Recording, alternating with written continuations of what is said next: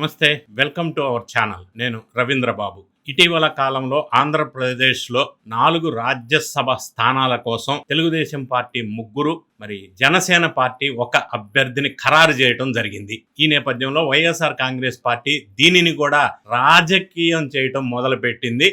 Janasena party కాపులను విస్మరించింది, కాపులకు అన్యాయం చేసింది. చంద్రబాబు నాయుడు గారి కులానికి చెందిన వ్యక్తిని రాజ్యసభ మెంబర్గా ఎన్నిక చేసింది. ఇట్లా రకరకాల అలిగేషన్స్, కామెంట్స్ చేస్తూ ఉంది.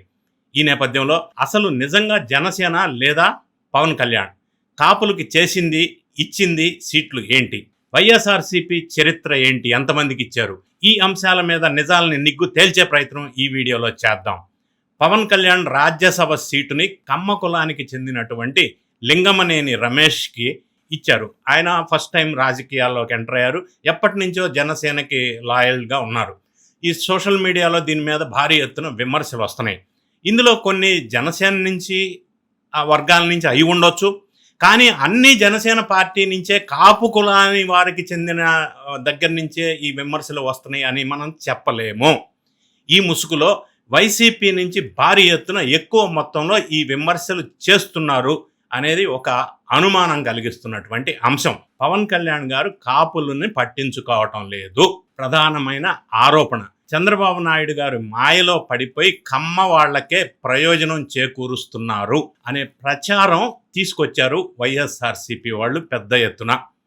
అటువంటి ప్రచారం బలపడితే పావులు జనసేనకి దూరం అవుతారు ఈ కాపులు అనేటువంటి ఆలోచన బహుశా వైసీపీది అయి ఉండి ఉండవచ్చు. ఈ విమర్శలు ఎవరు చేసినా అటువంటి విమర్శల్లో అసలు నిజం ఎంత ఉంది అనేది మనం ఇందులో విశ్లేషణ చేద్దాం.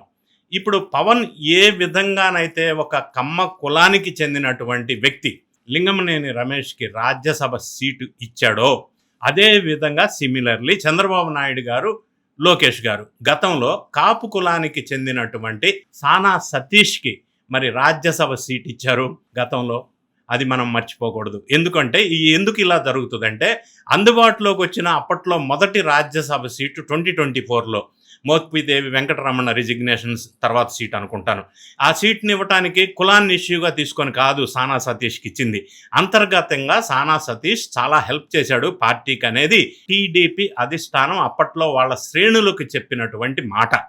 మరి ఇప్పుడు ఈ లింగమనేని రమేష్ కూడా ఇదే ప్రిన్సిపల్, ఇదే ఫార్ములాలో భాగంగా ఈ కుల ప్రాధాన్యం అని కాకుండా ఈ పార్టీకి లాయల్గా ఉన్నందువల్ల, జనసేన పార్టీకి ఆర్థికంగా అండగా నిలబడినందువల్లే లింగమనేని రమేష్కి ఈ పదవి దక్కింది అనేది మనకి వాస్తవం. బహుశా సానా సతీష్కి కూడా అదే సేమ్ ప్రిన్సిపల్ ప్రకారం అప్పట్లో సీట్ ఇచ్చారు, ఇప్పుడు కూడా ఇచ్చారు. డబ్బు ఉన్న వాళ్ళకే ప్రాధాన్యత ఇస్తున్నారు అనేది ఇక్కడ విమర్శ. అంటే ఆ విమర్శ సహేతం కాదు అని నేను అన్ను. డబ్బు ఉన్న వాళ్ళకే ఇస్తున్నారనే దాంట్లో మరి వాస్తవం అయ్యి ఉండొచ్చు. లింగమనేని విషయాల్లో కులాన్ని తీసుకురావటం వెనుక రాజకీయ దురుద్దేశాలు ఉన్నాయని చెప్పి మనకి ఖచ్చితంగా అనిపిస్తూ ఉంది.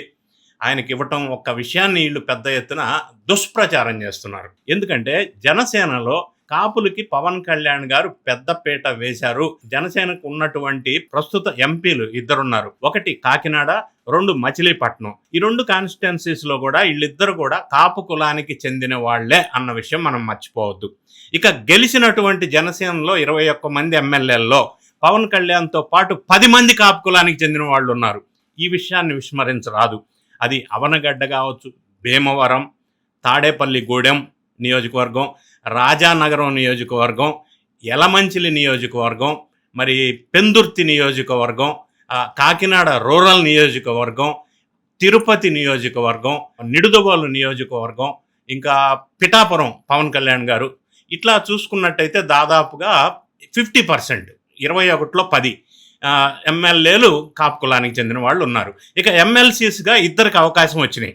జనసేన నుంచి ఒక అతను, 2 కూడా కాపులే, జనసేన నుంచి వచ్చిన 2 ఎమ్మెల్సీలు కూడా. హరిప్రసాద్ ఒక అతను, 2వ అతను నాగబాబు. మరి ఈ విధంగా ఇంత స్థాయిలో ఒక మెయిన్ స్ట్రీమ్ పొలిటికల్ పార్టీలో ఒకే కులానికి చెందిన వాళ్ళు ఉండరు కదా, అన్ని కులాల వాళ్ళు ఉంటారు. కానీ పవన్ కళ్యాణ్ గారు ఏదో కాపు కులాన్ని పట్టించుకోవటం లేదు అనేటువంటి విమర్శ కరెక్ట్ కాదు అని ఇప్పుడు నేను వివరించిన డేటా ప్రకారం మనకు అర్థమవుతా ఉంది. ఇంకొక అంశం ఏంటంటే కులాన్ని మాత్రమే బేస్ చేసుకొని రాజకీయాలు గనక చేస్తే కేవలం ఆ కులానికి సంబంధించిన కొన్ని సీట్లు సంపాదించవచ్చునేమో కానీ ప్రభుత్వాన్ని ఏర్పాటు చేసే అంత బలం రాదు అని పవన్ కళ్యాణ్ ఎప్పుడో గ్రహించాడు. పదే పదే అదే మాట ఆయన ప్రస్తావిస్తూ వస్తున్నారు వాళ్ళ పార్టీ శ్రేణులకి.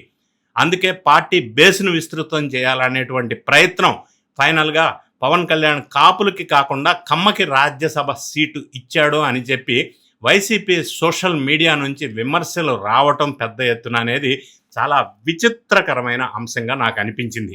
ఎందుకు ఈ మాట అంటున్నానంటే వైసీపీ మొత్తం 12 మందికి రాజ్యసభ సీట్లు ఇచ్చింది 2014 నుంచి 2024 వరకు. నిజాలు ఇప్పుడు నిగ్గు తేలుద్దాం. అందులో ఒక్కరంటే ఒక్కరు కూడా కాపులు లేరు. ఇది ఫ్యాక్ట్, రియాలిటీ, డేటాబేస్డ్.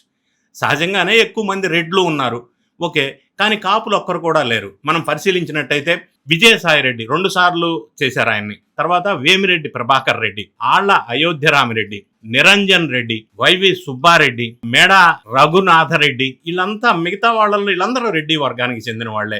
మిగతా వాళ్ళల్లో కూడా ఎవ్వరు కాపులు లేరు. కాబట్టి ఇటువంటి వైసీపీ కాపుల మీద ఏదో ప్రత్యేక అభిమానం, ప్రేమ ఉన్నట్టు నటించటం అనేది హాస్యాస్పదం. మరి వైఎస్ఆర్సీపీ అధికారంలో ఉన్నప్పుడు కాపులకి ఏమిచ్చింది?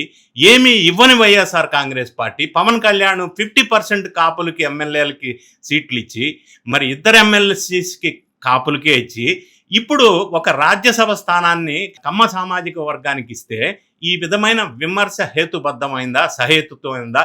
మీరు ఈ వీడియో చూసిన తర్వాత నిర్ణయం తీసుకోండి. మరి మీ అభిప్రాయం ఏంటి? నిజంగానే పవన్ కళ్యాణ్ కాపు సామాజిక వర్గానికి న్యాయం చేయలేదా అని అంటే, ఇప్పుడు మరి డేటా చూసినట్టయితే ఎక్కువ పర్సెంటేజ్ వాళ్ళకే ఉన్నారు కదా, 50%. ఒకటి. రెండోది, పవన్ కళ్యాణ్ పదే పదే చెప్తున్నాడు, ఏ రాజకీయ పార్టీ అయినా ఒక కులం మీద బేస్ చేసుకొని ముందుకు వెళ్ళలేదు, ప్రభుత్వాన్ని ఏర్పాటు చేయలేదు. ఆ కులం ఓట్లు వేస్తేనే గెలవరు ఎవరు. అన్ని కులాలకు సంబంధించిన వాళ్ళు ఓట్లు వేస్తేనే ఏ పార్టీ అయినా ప్రభుత్వం ఏర్పాటు చేయడానికి అవకాశం ఉంటుంది. దీన్ని పవన్ కళ్యాణ్ పదే ప్రస్తావిస్తున్నారు. ఆయనకి అర్థమైంది పరిస్థితి.